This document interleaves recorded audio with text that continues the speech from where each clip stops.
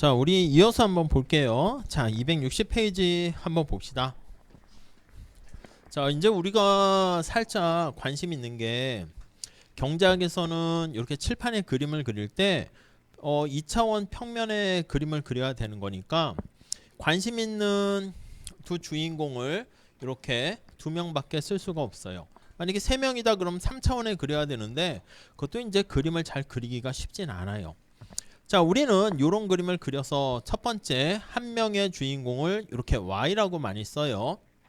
그래서 이걸 국민소득 이렇게 얘기하고 다양한 국민소득이 있는데 GDP를 많이 사용할 거예요. 근데 뭐 GNP, GNI 뭐 이렇게 많이 있는데 그냥 GDP를 가지고 쓸 거고 또 하나의 주인공이 저 수직축에 있어요.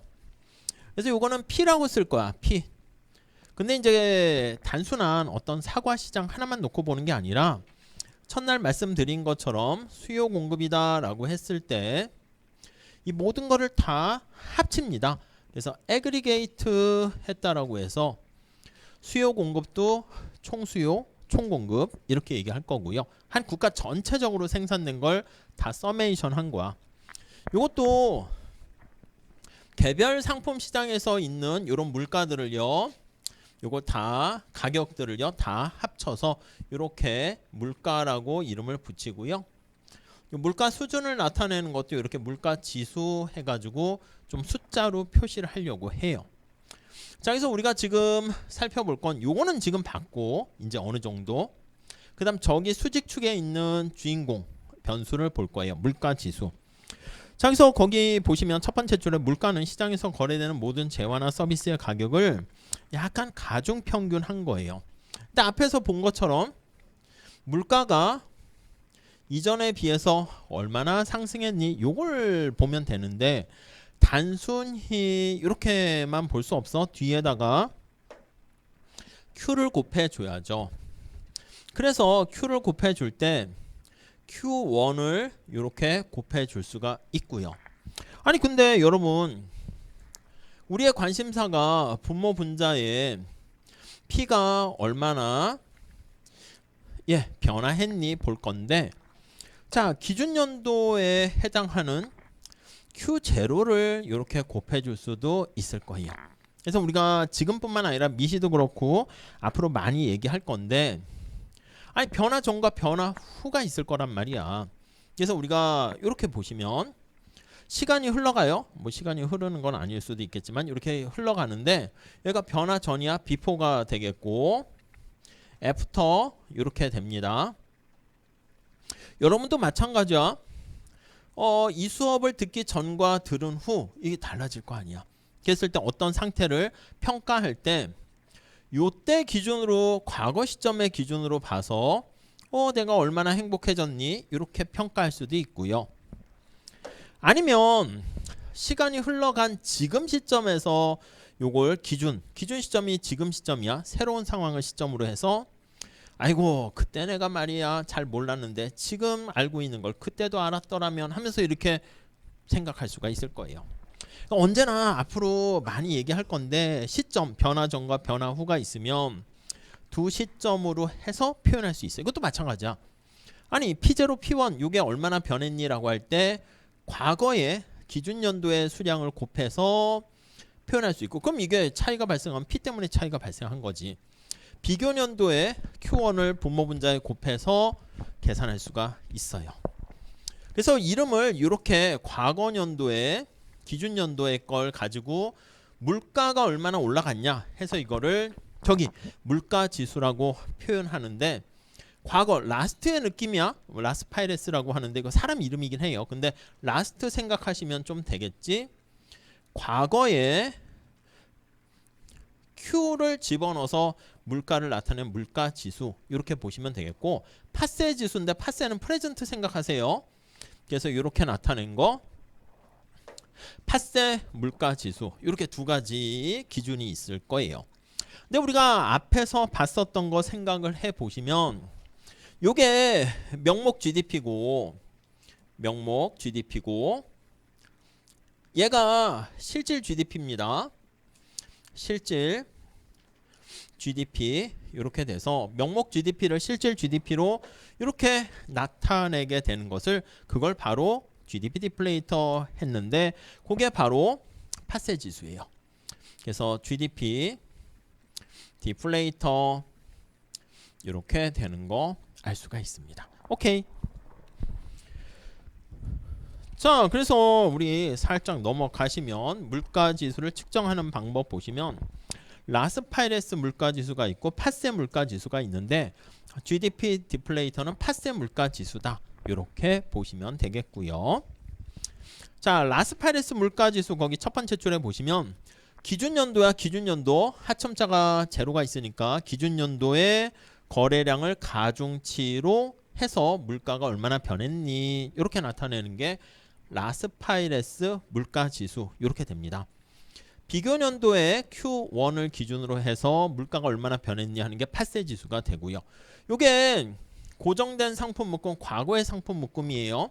그래서 나타내는 거 이게 소비자 물가지수 아니면 생산자 PPI 이렇게 얘기합니다. 생산자 물가지수 이런 것들은 라스파이레스 물가지수로 얘기를 해요. 자, 그래서 오른쪽에 다시 가보시면 263페이지 가볼게요. 아니 우리나라에서 생산된 상품들 중에서 뭐 다양한 상품이 있지 않겠습니까? 사과, 뭐 TV, 휴대폰 이런 것도 있고요. 뭐 시멘트, 뭐 철근 이런 것도 있지 않겠습니까?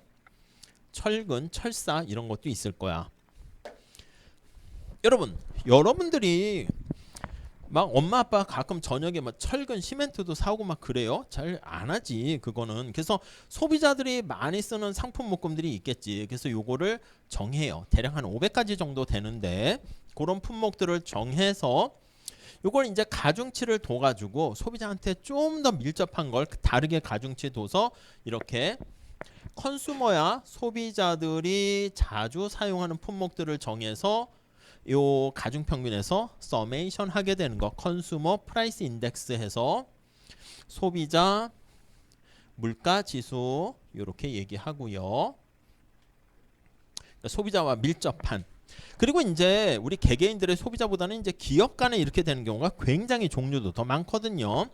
그래서 기업들 간에 이렇게 거래가 되는 생산자들 간에 주로 거래가 되는 상품 묶음들을 이렇게 더해 가지고 서메이션 하게 되는 이게 생산자 물가지수예요.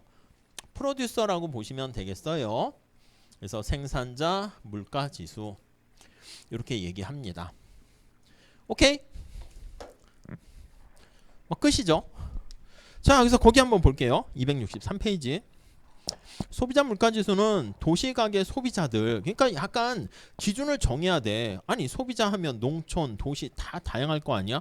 한국말 한국어 하면 어떻게 돼. 서울 뭐 우리나라 좁은 땅덩이에서도 경상도 전라도 충청도 강원도 제주도 약간 말이 다르다고. 그러니까 표준어 해가지고 뭐 서울에 있는 도시가게 등등 이렇게 정하는 것처럼 이것도 마찬가지야. 소비자가 누군데 그래서 거기 대충 도시에 사는 뭐 그 사람들을 기준을 대표로 해가지고 그들이 사용하는 품목들을 주로 해서 가중평균하게 된 게 소비자 물가지수예요. 대략 뭐 그때 다르겠지만 한 500여 가지 선정을 해서 나타냅니다. 방법은 이 방법을 써요. 과거의 상품 묶음을 그대로 소비한다는 전제하에 물가가 어떻게 달라졌나 이렇게 측정을 하고요. 자, 밑에 보시면 가중치가 이렇게 연도별로 조금씩 달라지는 거 알 수가 있어요. 그러니까 우리가 이 가중치를 조정을 해줘야지 약간 체감 물가지수 그런 게 달라지고 아니 시간이 감에 따라 무슨 뭐 옛날에 전화 이런 것들 잘 안 쓰잖아. 이거 요즘 잘 모른다며. 요거 전화기거든요. 이렇게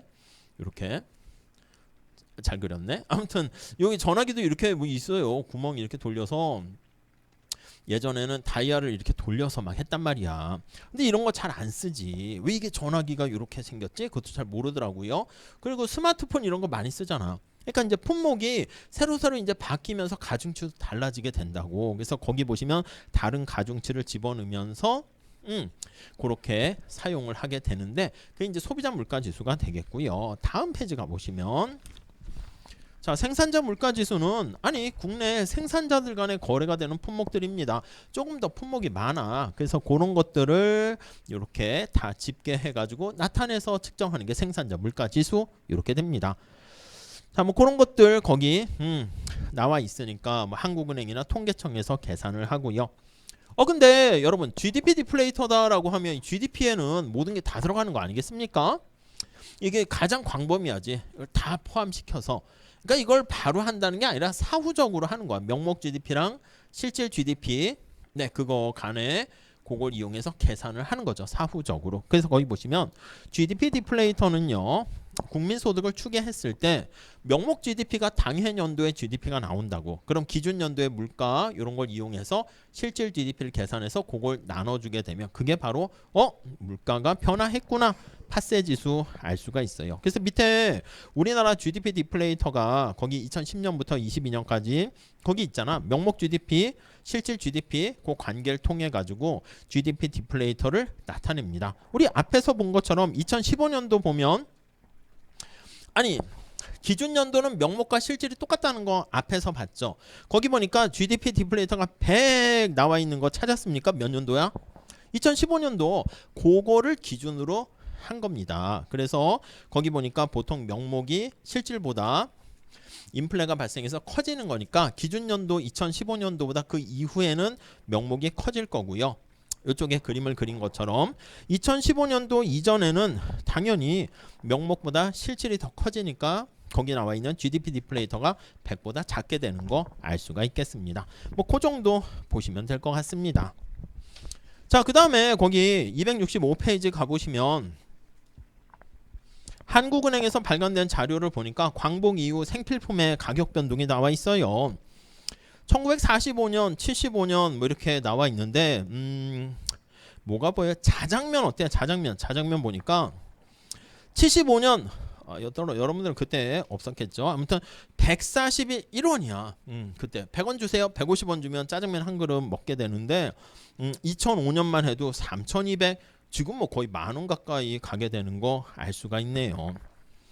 대학 납입금 한번 볼까요? 거기 보니까 이것도 기준을 정해야 되는 거지. 그래서 거기 보니까 두 번째 줄에 각 줄을 보시면 대학 납입금이 사립대학 인문계를 기준으로 했습니다. 자, 보니까 1975년에는 뭐 11만 6천 원 이 정도야. 그러니까 그 정도면 등록금 되는 건데 2005년이 한 264만 원, 뭐 지금은 좀 더 오르고 뭐 그렇게 됐겠죠. 그래서 물가가 얼마나 올라갔는가를 그렇게 쭉 보게 돼. 그래서 알겠지만 물가가 많이 올라가면 내가 받는 소득은 화폐 소득으로 받게 되는데 연봉이 1억이다. 그래도 물가 상승률이 너무 높으면 자꾸 실제 소득은 떨어지게 되는 걸 알 수가 있습니다. 참고로 봐주시죠. 넘어갑시다. 자, 그 다음에 266페이지에 가보시면 우리나라 주요 물가지수 비교를 해서요. 소비자 물가지수, 생산자 물가지수, 뭐 통계청, 한국은행 이게 뭐 왜 다른지 모르겠어요. 서로 막 싸우는 거야. 이게 막 서로 야 한국은행에서는 야 통계청 그 소비자 물가지수도 우리가 할래. 그러면 통계청이 야 니네가 할 줄 알아? 막 하면서 서로 뭐 이것도 알력 다툼 비슷하게 될 수 있는데 그렇게 측정하는 데가 다르고요. 거기 보시면 지수를 산정하는 방식은 라스파레스 방식이 소비자 물가지수가 그렇게 돼요. 라스파레스 방식. 그래서 생산자 물가지수도 약간 라스파레스 방식이었는데 약간 거기 보시면 뭐 연세, 가중, 로우식 해서 조금 변형을 했는데 그냥 요거랑 비슷하다. 그냥 전통적으로는 그렇게 했으니까 그렇게 보셔도 될 것 같습니다. 구체적으로 어디에 이용되고 등등등 이런 것들은 뭐 그거 관련된 일을 할 때 필요한 거니까 요렇게 있구나 정도만 봐주시면 되겠습니다. 고요. 밑에 경제 자유도 지수는 그냥 참고로 봐보세요. 우리가 지난번에 과제 내드린 것처럼 경기 변동과 관련한 여러 가지 지수가 있는 것처럼 많은 어떤 생활 수준이나 삶의 수준 그런 것들을 평가하기 위해서 이런저런 지수들을 만들어요. 그래서 우리가 시간이 지남에 따라서 어떻게 되는가 또 나라마다 비교해 가지고요. 거기도 보시면 자유도 지수라고 만들어서 법의 지배랑 정부의 역할, 규제의 효율성, 시장의 개방성 이런 걸 해서 점수를 부여하게 되겠죠. 세계 평균과 비교해서 우리나라가 어느 정도가 되는가 뒤처지는가 앞서가는가 그런 것들을 많이 만들어요. 아니 우리가 보면 대학 같은 경우도 가끔 신문에 나오잖아. 대학에 무슨 지수 해가지고 뭐 성균관대학교가 랭킹이 뭐 떨어졌느니 세계 100대 기업 안에 들어간 학교 안에 들어갔느니 이런 거 하는 것처럼 앞으로 많이 해요. 아니 점수를 순위를 숫자를 매겨서 이렇게 나열식하는 거 되게 막 싫어하고 비판하긴 하는데 뭐 다 그렇게 많이 합니다. 더 나가서는요. 전 세계에 요즘 저는 뭐 보진 않았는데 옛날에 제가 대학원 다닐 때 보면 전 세계에 그 엄청나게 많은 경제학 교수들이 있을 거 아니야? 경제학 교수들도 순서를 매겨. 좀 참 별의별 나죠. 그러니까 축구 선수, 야구 선수도 포인트 해가지고 점수 매겨가지고 그 연봉 책정하는 거 비슷하게 경제학 교수들도 쫙 해가지고 저도 그래서 관심을 갖고 봤지. 내가 아는 교수님이 몇 등일까? 세계 몇 등일까? 보면 이제 거의 없는 경우가 많죠. 그래가지고 천등 안에도 없네. 뭐 약간 이런 경우도 많은데 다 그렇게 합니다. 그렇게 해서 여러분들 만약에 회사 들어갔어. 직장 내에서도 어쩔 수 없지. 우리 중간고사, 기말고사 평가하듯이 할 수 없이 이렇게 점수로 부여해가지고 어떻게 측정할 것인가 그런 것들을 얘기하게 됩니다. 자 아무튼 참고로 보시면 될 것 같고요. 다양한 여러 가지 지표들 많이 이렇게 얘기합니다.